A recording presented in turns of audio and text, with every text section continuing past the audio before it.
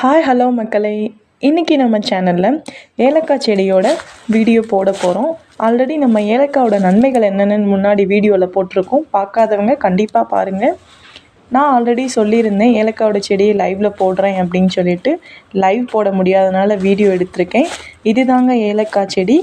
இப்படி தான் இருக்கும். ஏலக்காய் செடி மேலே இருக்கும், தரையில் தான் ஏலக்காய் வளரும். இப்படி தான் இருக்கும். இதுக்கு பேர் சரோன்னு சொல்லுவாங்க. ஏலக்காவோட நாற்று எப்படின்னா இது பண்ணுவாங்க அப்படின்னா, இதுதான் ஏலக்காவோட நாற்று. அதை எடுத்து தனியாக வச்சு அதை ஒன்றா ஸ்ப்ளிட் ஆகி ஒரு செடியாக உருவாகும்.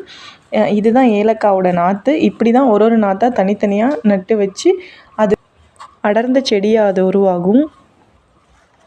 இது அதிகமாக கேரளாவில் தாங்க உற்பத்தி ஆகும். கேரளாவில் மட்டும்தான் இதை உற்பத்தி பண்ண முடியும். ஏன்னா இது குளிர் பிரதேசங்களில் மட்டும்தான் வளரக்கூடியது. தமிழ்நாட்டிலேயோ வேற எங்கேயும் இதை வச்சு நம்ம இது பண்ண முடியாது. இது கேரளாவில் தான் மோஸ்ட்டாக அதிகமாக இருக்கும். இடுக்கி மாவட்டத்தில் தான் இதை அதிகமாக உற்பத்தி பண்ணுறாங்க. இது அதிகமாக உற்பத்தி பண்ணப்பட்டு வெளிநாட்டுகளுக்கு இது எக்ஸ்போர்ட் பண்ணப்படுது. நம்ம நாட்டில் விளையிற மிளகு, ஏலக்காய் இது எல்லாமே அதிகமாக கேரளாவில் மட்டும்தான் கிடைக்குது. இது தாங்க ஃபுல்லாகவே ஏலச்செடி. என்னுடைய கேமரா கிளியராக இல்லாதனால கொஞ்சம் கிளியராக என்னால் காட்ட முடியல. இப்படி தான் ஏலக்காய் தோட்டம் இருக்கும்.